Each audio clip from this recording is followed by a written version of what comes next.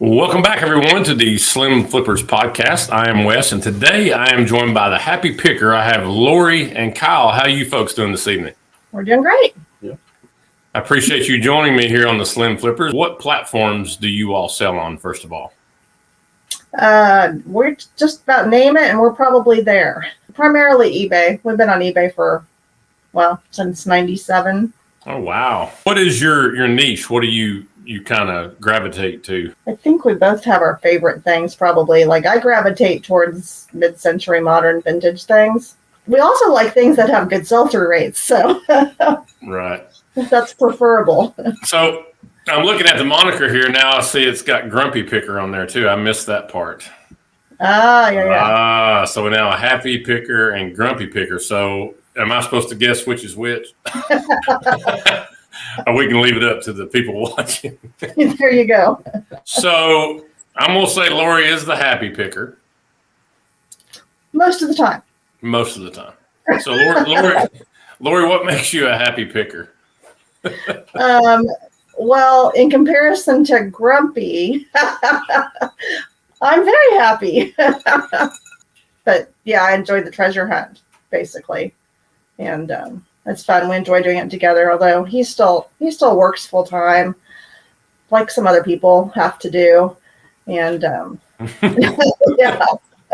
I'm one of those. But what makes Kyle, what makes you a Grumpy Picker? I know you're playing off each other, but there's got to be something, though. What makes you? The nature of any man over 50, isn't it? I'm there. Some people are born glass half empty. Some people born glass half full. I tend to be on the half empty side, and so I come off probably more grumpy than I really am.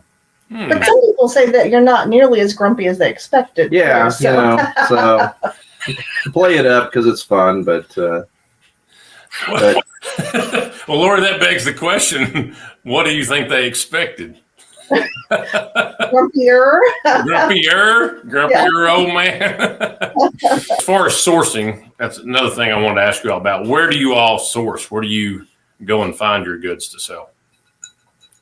All over the place, but I think we have preferences. Like, I love going to garage sales, and he especially likes going to auctions, in-person auctions, which are harder to find these days, but still a favorite sourcing venue. Well, I can say that I have never actually done an auction. So, Kyle, what does that entail? What does it look like? Because for me, I have no knowledge of that. Well, I've only done about a dozen videos on YouTube, but one of them was I went to an auction. And I talked to the auctioneer and talked to the folks working there to help you figure it out. But the fun there is that I guess it's that the competition of who's there. Mm-hmm. You're not going to find, depending on where you go. I like to go very rural. We get away from town, away from Kansas City, and out in the sticks. When we get out there, and you don't run into a lot of resellers, it's mostly looky-loos and folks from the local community. And I love talking to those guys. It's a lot of fun, especially the old guys like myself and older guys. And but the competition factor there is fun because is your knowledge strong? Are you ready? When that item pops up, are you ready to bid on it? Do you know what you're going to give? And is it going to be a good thing, or are you going to end up getting stuck with something that you made a mistake on? So that's pretty fun. I like that. For me, I wouldn't think you would want to show your cards too early. Yeah. Like if you get really excited about an item, you're just kind of like, it's all right. You kind of lay low.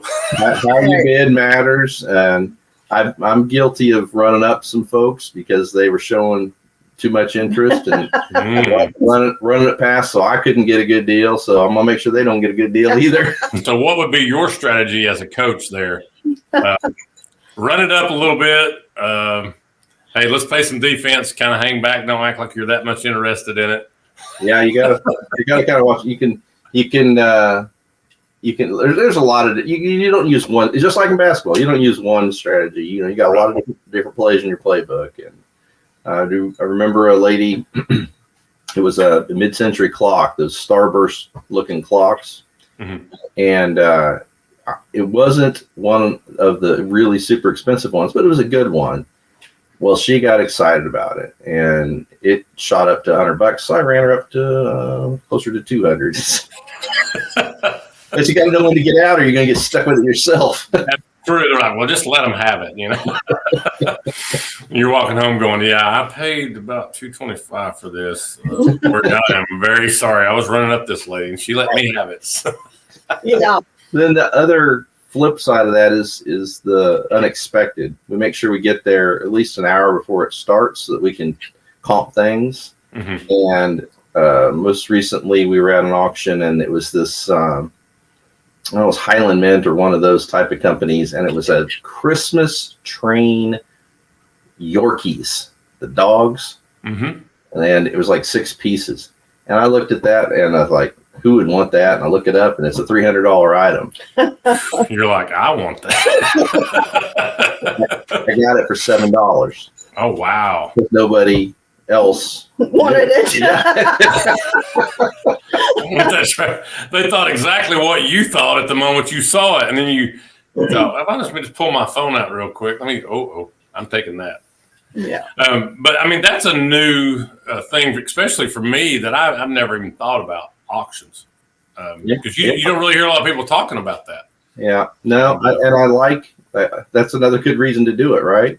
Mm-hmm. I mean, I feel like thrift shops are just killing you. Yeah. You know, especially a chain thrift shop. Mm-hmm. You know, if you go to some of the smaller towns in our area, you'll get a local thrift shop that's a true charity, and their prices are still good, and you'll run across some nice things. But gosh, Goodwill and all the other ones that are chains are just killing everybody. Well, I'm assuming that you all have noticed the prices going up and up and up in those stores for sure. Yeah. And they have their own marketplace now where they're selling mm-hmm. stuff online, and that's put a big pinch on it as well. But Kyle, going back to that auction real quick, kind of picking your brain. You said do you get a chance to walk in there and just look at all the items before they go up, and you can kind of gauge where you want and make notes here and there? And most of the time it's going to be probably in a state, someone's passed or whatever, and they just haul everything out of the house. And so you dig. There's boxes that they don't know what's in them. Right. And so, if you kind of keep some of those nuggets in the back of your head of what you're seeing, like, I don't know if you sell hats, but I did get into some hats recently at an auction because I know some of them are really, really good. So, older ones. Mm-hmm. And there's a whole box of this old farmer's hats, probably 50 hats. I got them for like $20. And I sold one out of that thing for $75. Wow. So that's great. Auctions are good for loading up on a lot of inventory mm-hmm. too. The thing is, you have to be in for the long haul because you're there for the day. Basically. Well, at least half the day. Yeah. I mean, some of them can run. It usually is like maybe 10 to 3, and they'll have some local goodies selling lunch and whatnot. So. Mm-hmm. Now, is there a specific time of year that the auction is seemingly better than the other? I don't think so. It's just pretty much the same. So I mean. We've been on an auction at an auction on New Year's Day, and it's snowing and 30 degrees. I mean, it was not fun, but the deals were good. Lori's like, maybe I want to sit this one out. You go ahead. Sometimes I'm going home and get the electric blanket. You would think being the grumpy one, but sometimes she's the one that like that. Wants me to stand out in the cold with her.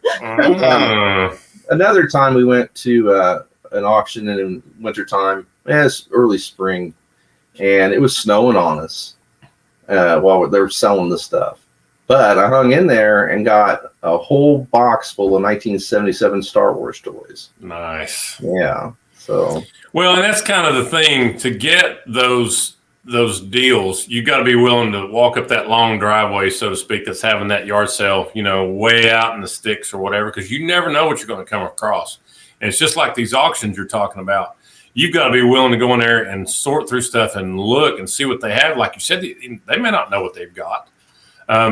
But you're going to find a lot of diamonds in the rough, especially when they're just wanting to move those products out of that house because they probably need it empty so they can sell it. Right.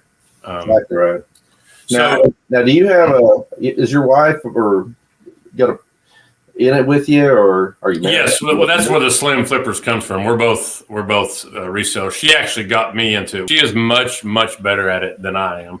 Well, she doesn't want to do the YouTube part and everything. I like doing it because I like to talk to people like yourselves and learn. Being a teacher, I like to learn things and extrapolate and pull things out. That helps me. So I've never even thought about auctions, honestly. Yeah.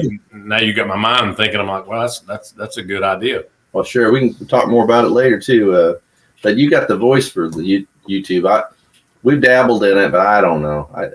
Well, you're still working. And he doesn't have time to do everything he wants to do. That's true. That's true.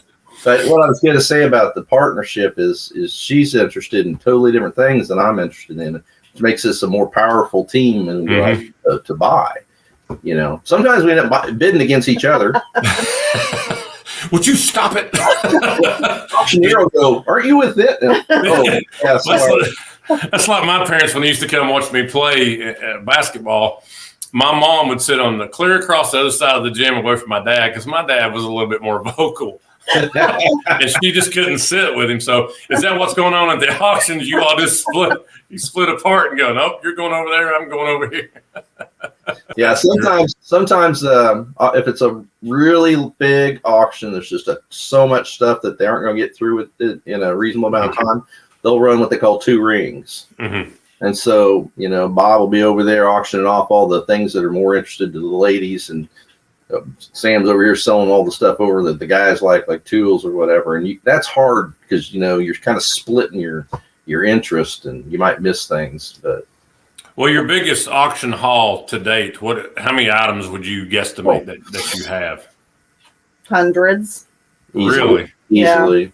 Now, do they sell them in lots? A lot of times it'll be choice when they're not 100% sure what they're selling.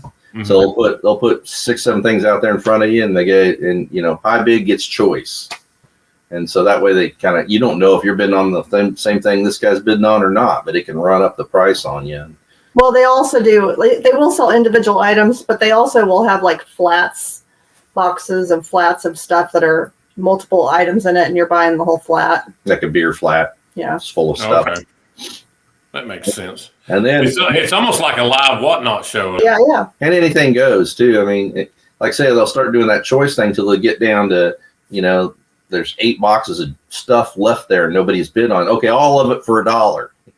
That can be really rewarding if you want to mess with it, because there'll be 1 or 2 nuggets in that big pile of stuff that are overlooked and worth some money. But you gotta have the space to haul that junk home. You got to have the space, then you got to have space to put that junk. We've played a lot of Tetris in my house. We've gotten really good at Tetris. So. We've come home from the auctions like the Clampets more than once. So, Lori, how do you all find these auctions? Probably every state has like an auction webpage. Like Kansas has kansasauctions.net, I think. And it'll just be a list of auctions going on by date. And then once you get familiar with auctioneers, their own websites will have some as well. And we've run across a couple of online. So you bid online, then you go pick it up. And just show up and load it and go. That way you don't have to spend a lot of time all day out there freezing. And Lori says, we're going, let's go. You're not taking my number, now get on. The problem with that has been, in our experience, pictures can be deceiving, and you don't have a good idea of what you're getting exactly. Not every company is very good about describing what they're auctioning. They are not good about describing damage, or you don't know how big it is, and it looks a lot bigger than it really is, or vice versa. That's why I said we only have a couple that we use, because we've had bad experiences on a few others. So you got to try them out, you know. Well, I would think it's a lot of trial and error, like you're saying, especially if you're not used to doing it. You've got to get in there and try to learn some of these auction houses and places and just see what fits where you're wanting to be with it.